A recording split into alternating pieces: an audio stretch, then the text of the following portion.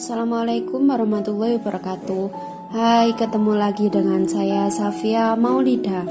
Kali ini Safia akan berbicara mengenai perbedaan madhab dalam Islam, terutama Sunni Syiah. Namun jangan sampai keliru bahwa saya sedang membela salah satu madhab yang akan saya bicarakan. Sama sekali tidak. Namun saya hanya ingin mengajak bahwa segala perbedaan ini adalah untuk ranah privasi yang tak perlu dibesar-besarkan, apalagi digunakan sebagai dasar untuk saling membenci, curiga, apalagi sebagai dasar untuk bertikai.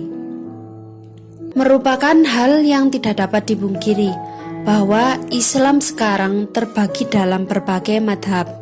Setiap madhab menawarkan pemahaman khas tersendiri tentang bagaimana Islam sebenarnya. Dan tidak jarang antara madhab yang satu dan madhab yang lain terjadi perselisihan pemahaman.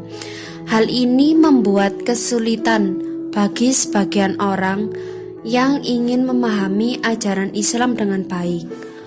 Walaupun begitu, ada suatu pemecahan awal yang dapat digunakan dalam memilih yang mana yang benar dan yang mana yang salah dari semua madhab yang ada.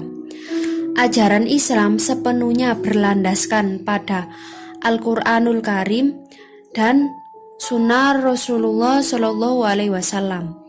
Oleh karena itu, setiap pandangan yang ditawarkan oleh madhab, apapun kehendaknya, ditimbang dengan Al-Quran dan Sunnah Rasulullah SAW.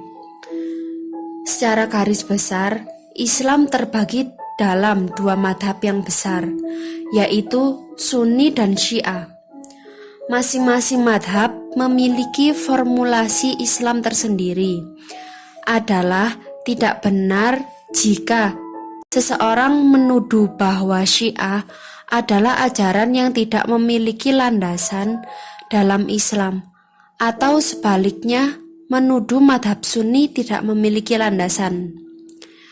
Landasan selalu ada, dan itulah membuat kedua madhab tersebut bertahan ratusan tahun lamanya.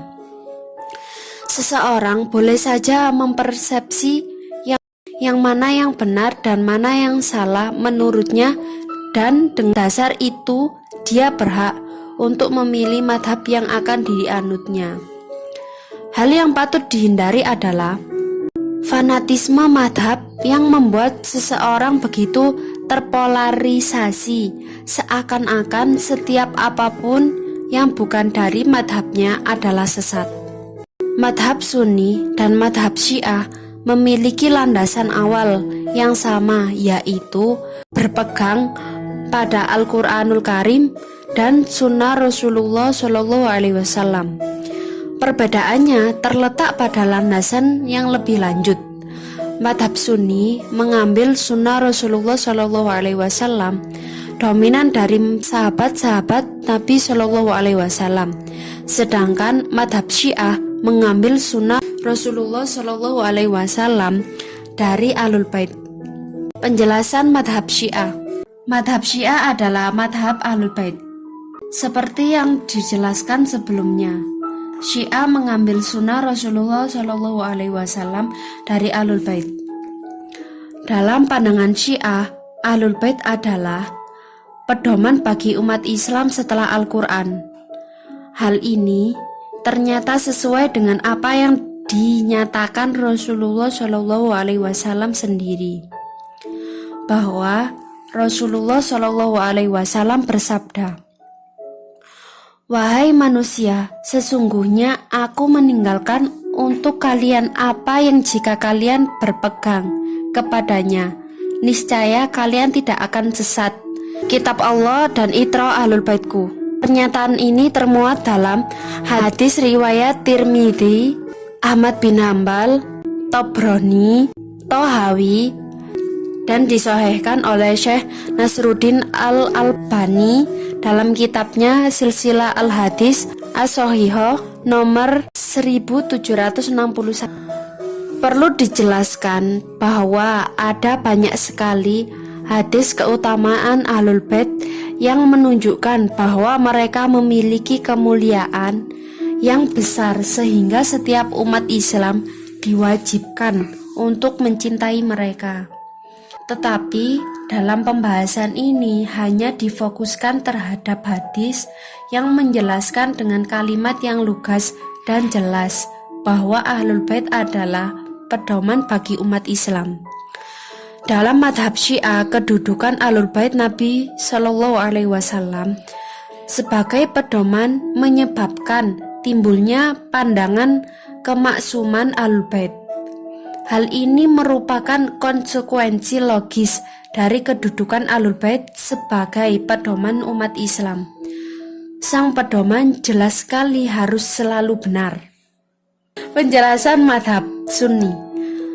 Madhab Sunni adalah madhab sahabat.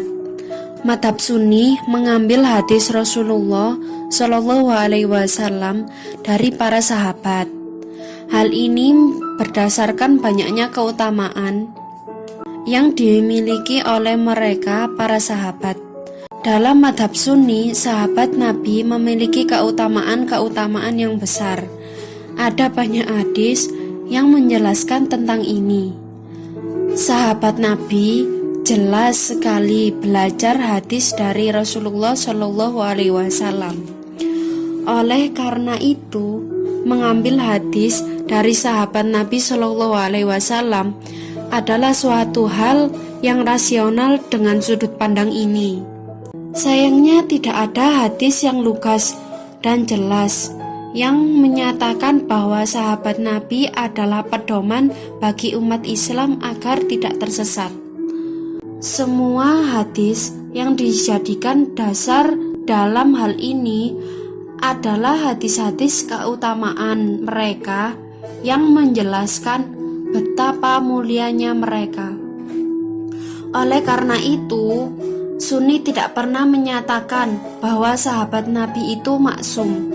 Hal ini memiliki konsekuensi logis bahwa sahabat Nabi tidak selalu benar. Ada sebagian hadis yang sering dijadikan dasar bahwa sahabat Nabi adalah pedoman bagi umat Islam. Rasulullah Shallallahu Alaihi Wasallam bersabda, umat ini akan terpecah belah menjadi 73 golongan.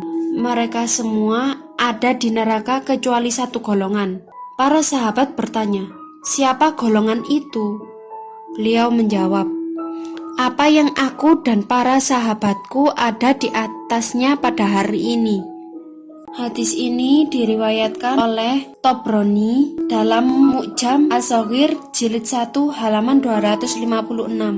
Kemudian juga hadis ini, Rasulullah Shallallahu Alaihi Wasallam bersabda, sesungguhnya Bani Israel telah terpecah belah menjadi 72 golongan, dan umatku akan terpecah belah menjadi 73 golongan. Mereka semua di neraka kecuali satu golongan.